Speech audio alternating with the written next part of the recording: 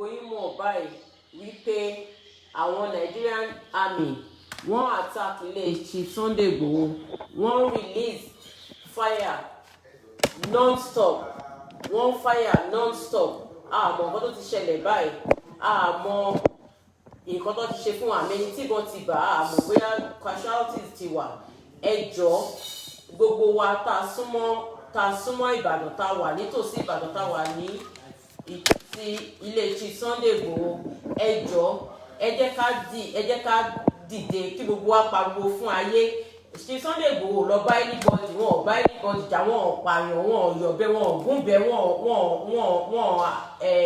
jíyàn gbé, wọn lọ ká wọn mọ́lé ní orílẹ̀-èdè location 419. Mi ìmọ̀ bí tó ti ń ṣe ewé ẹ̀, wọ́n lọ ká wọn mọ́lé, wọ́n release ìbọn síbi tẹ́ mọ̀ wípé àwọn èèyàn wà, àwọn innocent people wà, ọmọdé wà ń bẹ, àgbàlagbà wà ń bẹ. Wọ́n attack ilé Chief Sunday Igboho báyìí. Lady Kate wà online, Koiki, everybody not to go live now. Ẹ jọ̀ọ́ ẹ bá wa pariwo fún ayé. Orílẹ̀-èdè Nàìjíríà wọ́n fẹ́ dá ogun sílẹ̀, wọ́n fẹ́ ṣí ogun, wọ́n fẹ́ gba ẹ̀mí aláìṣẹ̀, wọ́n fẹ́ tàjẹ̀ sílẹ̀. Kò sí èèyàn kankan tó bá wọn jà ní orílẹ̀-èdè Yorùbá. Ẹnu wa la fi ń jà fún ara wa, la fi ń kéde nǹkan tí a fẹ́, la fi ń polówó ara wa pé a fẹ́ dá dúró. A lọ bá ìjọba Nàìjíríà jà, a pààyàn, a commit any crime. Wọ́n lọ bá Chief Sunday Igboho ẹlẹ́ẹ̀kejì tí wọ́n máa ṣe irú ẹ̀ ní ọdún yìí nìyẹn.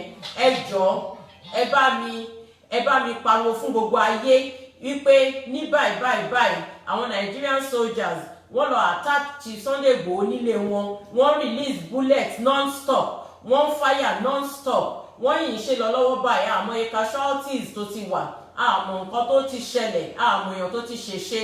Ẹ jọ̀ọ́ ẹ má kọ etí ikún sí ọ̀rọ̀ yìí, ẹ bá wa pariwo wọn fún ayé. Kò sí báyìí fẹ́ ṣe bí fídíò débi tí ẹ máa rí wọn oníkálùkù sá fún ẹ̀mí ẹ̀ ní báyìí. Orílẹ̀-èdè location 419 wọ́n tún lọ ń dí àwọn èèyàn mọ́lé. Èyí ló ti fi hàn wípé àwọn náà rán àwọn Fúlàní tán lọ pa àwọn èèyàn, àwọn náà rán àwọn Fúlàní tán kidnap àwọn èèyàn tó ń gbé wọn wọgbó, àwọn náà ń fún àwọn Fúlàní ní AK-47 tó fi lọ pa àwọn èèyàn kiri, tó fi ń kidnap àwọn èèyàn káàkiri. Tí ò bá ń ṣe bẹ́ẹ̀, báwo lẹ ṣe máa lọ bá ẹni tí ò ṣẹ̀ tí ò rò tẹ́ wọn máa da ìbọn bo ilé wọn, ilé tí ẹ mọ̀ pé èrò máa ń wà ní gbogbo ìgbà. Ẹ̀mí èèyàn ò jọ yín lójú.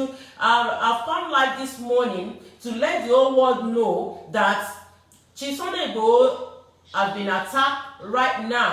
It has been happening just before 2 a.m. Today is the 1st of July 2021, and up till now they're still firing at his house. We don't know how many casualties we've gotten. This man is innocent. He hasn't attacked anyone, he hasn't killed anyone, he hasn't stabbed anyone, he hasn't cut anybody's head. He has not kidnapped anyone. So I don't know the reason why they are attacking him. I don't know the reason why they wanted to kill him. Nigerian government, they are terrorists. They are bullies.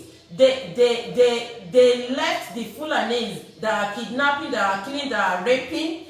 And these are proving that Nigerian government are the ones supplying the herdsmen with AK-47, AK-49 that they are using in terrorizing people. It has proven that Buhari is behind all the atrocity that is happening in Nigeria. Right now, Chief Sunday Igboho's life is in danger.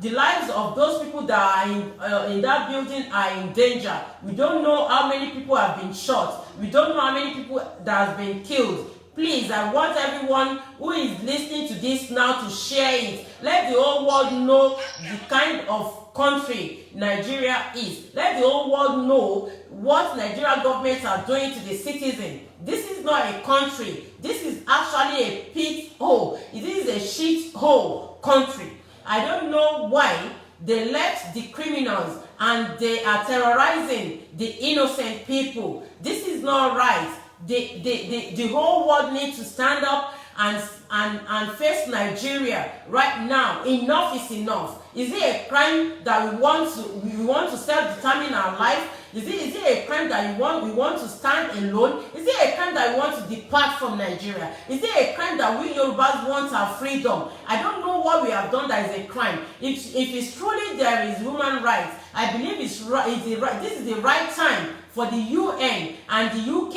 and all the African Union to stand up and face Nigerian government. If you did not do that, that means you are in support of all this terrorism. You are in support of these innocent people being killed. You are in support of houses being vandalized. You are in support of raping innocent people. You are in support of killing innocent people. The whole world needs to get up now and deal with Nigerian government, because what they are doing is not right. It's not fair on anyone to be terrorized, to be put under danger under his own roof. When people are meant to be sleeping, people are sleeping in their bed, in their rooms. They just attack the house. They are firing bullets. They don't care about life. They don't care how many people that becomes a casualty. They really don't care. Nigerian army have attacked Chief Sunday Igboho's house now. They are firing bullets. They are shooting people continuously. So right now, please share this. Share it, share it, share it. Share it all over the world. Let the whole world, let all the living things know what kind of country Nigeria is. What kind of president Muhammadu Buhari is. What kind of human being a beast Buhari is, and his followers, that they are doing this now. Ẹ jọ̀ọ́ gbogbo wa pátápátá ni mo bẹ̀. Gbogbo wa la lọ́mọ, gbogbo wa la lẹ́gbọ̀n, la lábúrò, la ní ìyá, la ní bàbá. Tó bá jẹ́ ẹbí ni Chief Sunday Igboho, báwo lẹ ṣe máa feel kí èèyàn wá kán wá bẹ̀rẹ̀ sí ní da ìbọn bo ilé yín nígbà tẹ́ wà lórí bẹ́ẹ̀dì tí ẹ̀ ń sùn, kán da ìbọn bo ilé yín, kán máa yìnbọn tí wọn ò rò ibẹ̀ nílé bọ́ níbẹ̀, tí kì í ṣe pé ẹ pààyàn àbí ẹ jíyàn gbà bẹ fàdíyà, tí kì í ṣe pé ẹ kọ́bọn ẹ bọ́ sí tìbí tàwọn darandaran. Èyí ti fi hàn dájúdájú wípé Buhari òun ló wà lẹ́yìn àwọn Fúlàní tó ń jíyàn gbé, tó ń pààyàn, tó ń górí ọmọdé, tó ń gé tàgbàlagbà, tó ń yìnbọn fágbà, tó ń yìnbọn fọmọdé, tó ń rèpà àwọn obìnrin wa, tó ń pa àwọn ọkùnrin wa. Ó ti fi hàn dájú irú èèyàn tí Buhari jẹ́, irú èèyàn tí ìjọba Buhari jẹ́, irú ìlú tí Nàìjíríà jẹ́. Gbogbo ẹ̀yin ọmọ Yorùbá ní gbogbo ibi tí ẹ wà, ẹ dìde báyìí kẹ́ bẹ̀rẹ̀ sí ní share fídíò yìí. Ẹ̀yin náà ẹ ṣe fídíò títí yẹn pariwo síta fáráyé gbọ́. Ẹ jẹ́ kó mọ nǹkan tó ń ṣẹlẹ̀ ní Nàìjíríà báyìí.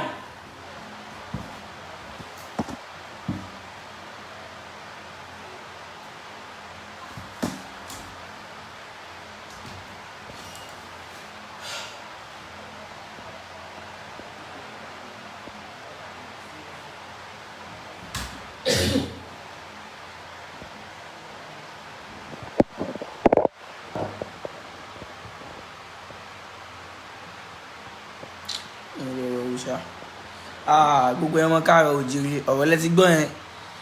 Ìròyìn gẹ́gẹ́ bí ìròyìn àjòyàjò tó tẹ́ wa lọ́wọ́ náà ni pé ilé olóyè Sunday Adéníyì Adéyẹmọ Ìgbòho ṣá ti wà under attack by Nigerian army, gẹ́gẹ́ bí reliable source confirm fún wa láìpẹ́. So ẹ jọ̀ọ́ ẹ jẹ́ kí gbogbo wa náà gbáradì. Any warrior tó bá next wà náà for now ẹ jẹ́ ká rí fún síbẹ̀ ká pàdé mbẹ̀. So àwọn táwọn dẹ̀ jẹ́ àwọn atájọ́mọ́ káàrọ̀ oòjíire ẹ jẹ́ ká ṣètò ojú wa sí lọ́wọ́ ẹsẹ̀lẹ̀, because mo sọ fún yín lálẹ́ àná náà bóyá ló ti ju wákàtí mẹ́jọ lọ tẹ́lẹ̀ pé ó possible kí wọ́n lẹ́rìn rẹ̀ lọ́nà kí wọ́n tó wá fi àbọ̀ fún adìyẹ. Bọ̀ ẹ̀yàn ọmọ káàrọ̀ oòjíire àwọn fi àsìkò sọ fún pé kò sí tó fẹ́ ṣẹlẹ̀, gbogbo yẹn àá náà ti gbáradì àrẹ tí mo wá fún ọmọ wáyé bẹ́ẹ̀. So wa náà wà fún ìgbà lórí nǹkan náà. So mo lè gbàdúrà kò ní sí kankan. Tó wá sí máa jẹ́ àmà update mọ̀. So ọmọ Yorùbá Only TV live and direct once again.